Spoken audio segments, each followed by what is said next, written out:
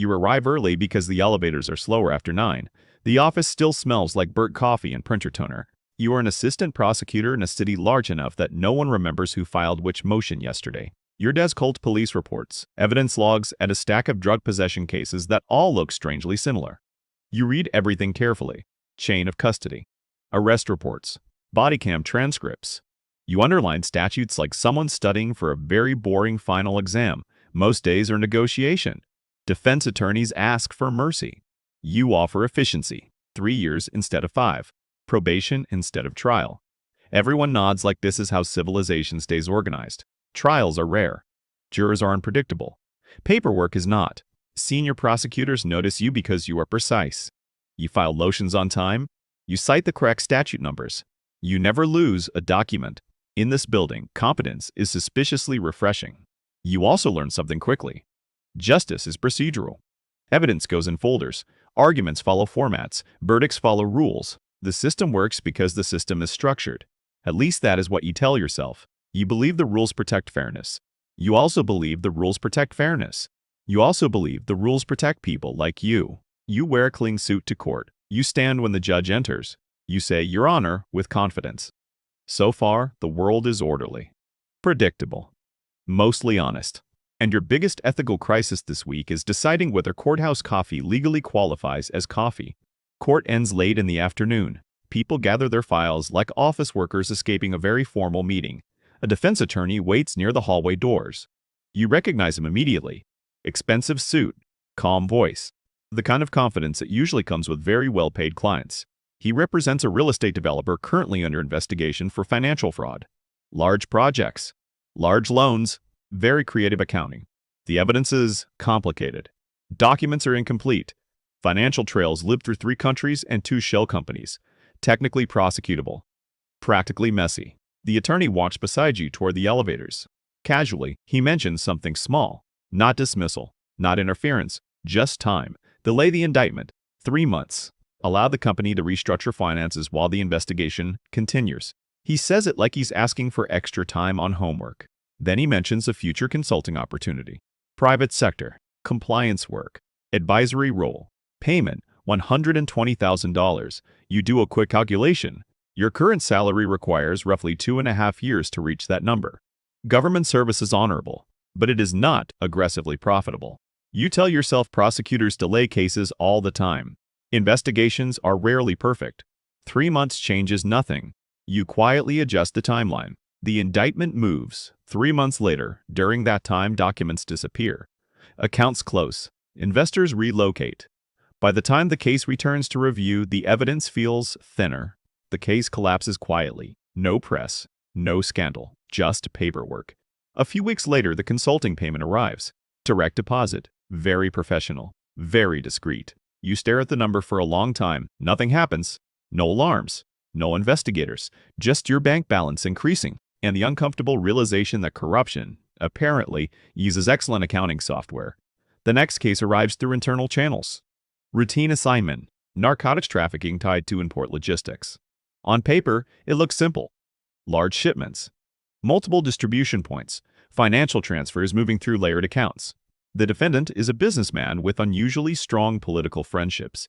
The evidence is strong. Wiretaps, surveillance footage, text messages that read like a checklist of bad decisions. In a normal week, this case ends with a conviction and a press release about commitment to public safety.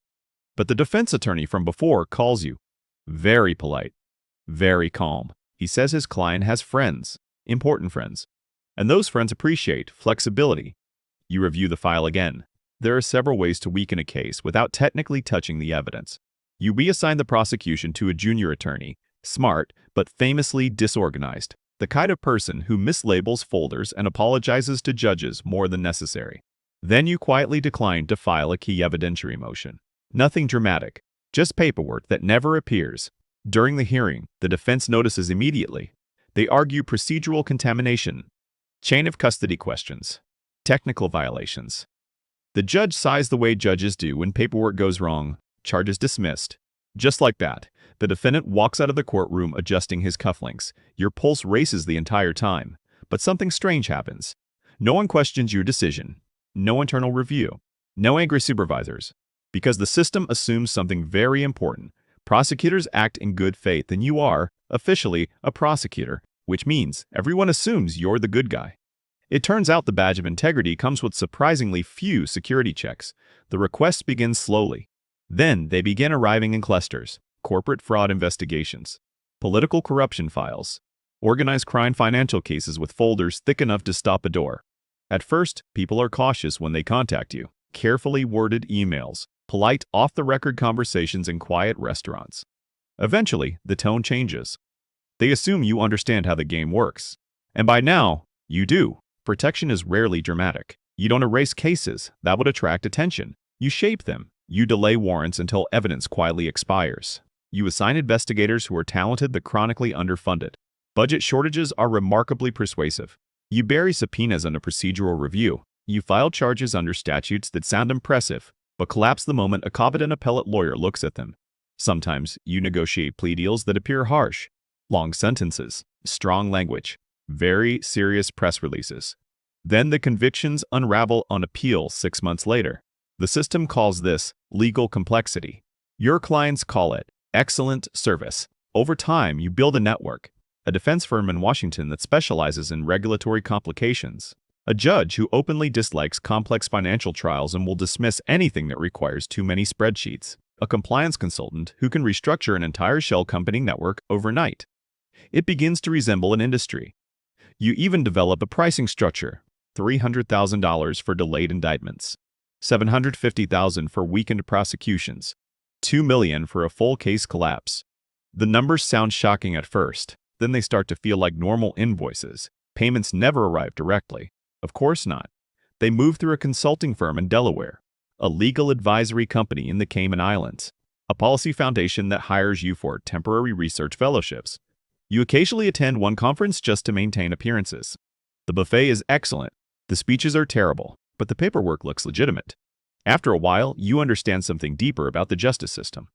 Most people think power comes from laws, or from judges, but the real engine runs on discretion. What gets charged, what gets delayed, what quietly disappears, and discretion, it turns out, is power. A lot of power. The kind that rarely leaves fingerprints. Word spreads quietly, not publicly. Not in newspapers, but in the places where expensive lawyers talk to each other. Private dinners, conference hallways, phone calls that begin with, hypothetically speaking. Your name starts appearing in those conversations. If a case passes through your office, it becomes manageable. Evidence becomes complicated. Timelines stretch. Charges soften. Defense attorneys begin to relax the moment they hear your name attached to a file. Powerful clients start relying on you. Corporate executives under investigation for accounting miracles. Foreign investors accused of bribery that traveled through 6 countries and 3 consulting firms. Political donors facing corruption charges that suddenly look less urgent. You rarely meet them directly. That would be awkward. Instead, the lawyers handle everything. Very professional, very discreet. Your income begins to drift far beyond your government salary, $4 million in 1 year, which is impressive for someone officially paid like a mid-level bureaucrat. You invest carefully. Commercial real estate in cities where cranes never stop moving. Private equity funds run by people who use the word portfolio a lot. Shipping infrastructure. Because apparently everything illegal eventually moves through a port. Your public life remains perfectly normal. You still appear on local news panels. You speak confidently about protecting the rule of law. Your colleagues admire your conviction rate. Your superiors praise your efficiency. Your cases move quickly. Your paperwork is flawless. From the outside, you look like the ideal prosecutor. Inside, you start to feel something new.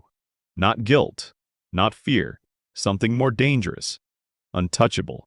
You convince yourself you're not corrupt. Corrupt people are reckless. You are organized, strategic, professional. You're not breaking the system. You tell yourself you're simply managing outcomes. One afternoon, a meeting request appears on your calendar. No explanation. Just a federal building address and a time. You assume it's about a case. It is, just not the way you expected. A federal liaison greets you in a small conference room that smells faintly like burnt coffee and government carpeting. He is polite, calm, annoyingly well-informed. They already know. Not everything, but enough to make the room feel smaller. He slides a thin folder across the table. Inside are summaries, financial transfers, emails, shell companies that look suspiciously familiar. 3 of your protected clients appear in the files, all tied to larger international investigations, money laundering networks, foreign influence operations, corporate bribery that stretches across borders. You wait for the threat. It never comes. Instead, he offers something else. Cooperation. You continue doing what you're doing. Mostly. But now you quietly share information about certain defendants. Some prosecutions suddenly accelerate.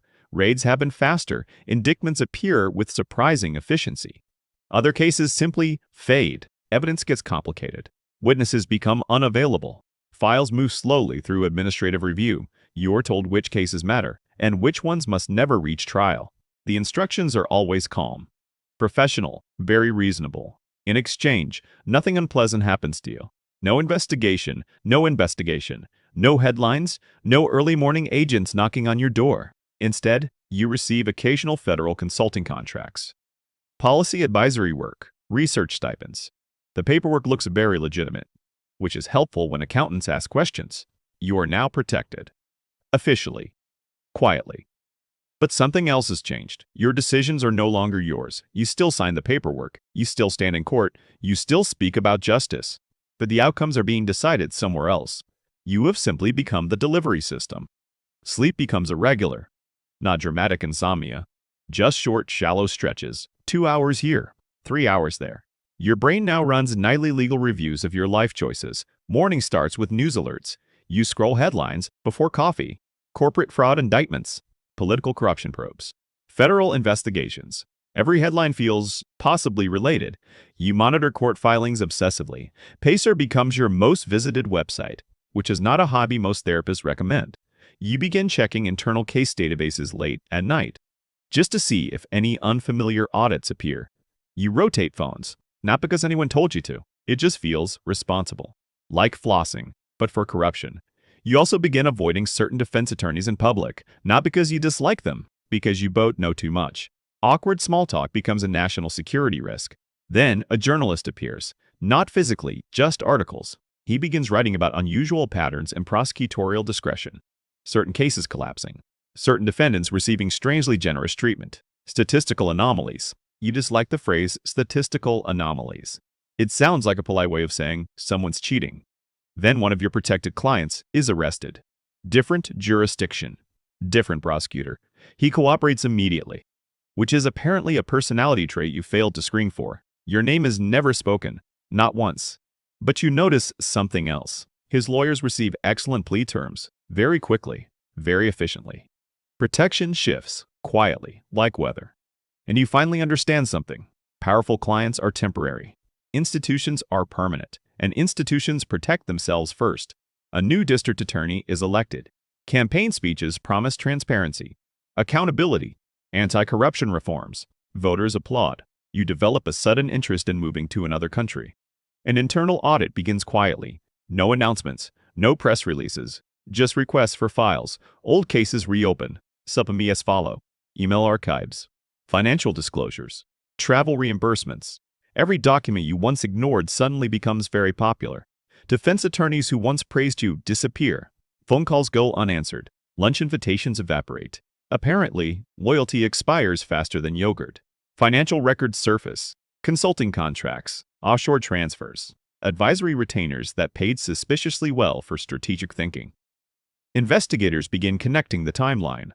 You are arrested without spectacle. No cameras. No dramatic chase. Just 2 agents and a polite request to stand up. Charged with obstruction of justice, bribery, conspiracy. The system responds quickly. Your office releases a statement condemning your actions. Very firm language. Remarkably fast typing. Your former colleagues testify about ethical standards. Many of them practiced those standards yesterday. The powerful defendants you once protected cooperate immediately. Their sentences shrink. Their memories improve. They describe you in court as the architect, the central figure, which is impressive considering most of them designed the building. The system survives. The courts continue. New prosecutors are sworn in, fresh law degrees, clean reputations. 6 months later, a young assistant prosecutor reviews a complicated fraud case. A defense attorney suggests delaying the indictment. The paperwork looks routine. The reasoning sounds reasonable. The system continues processing decisions. And you finally understand something. You were never controlling the system. You were simply operating inside it. And when necessary, the system replaces its operators. You were never the story, just a part of it.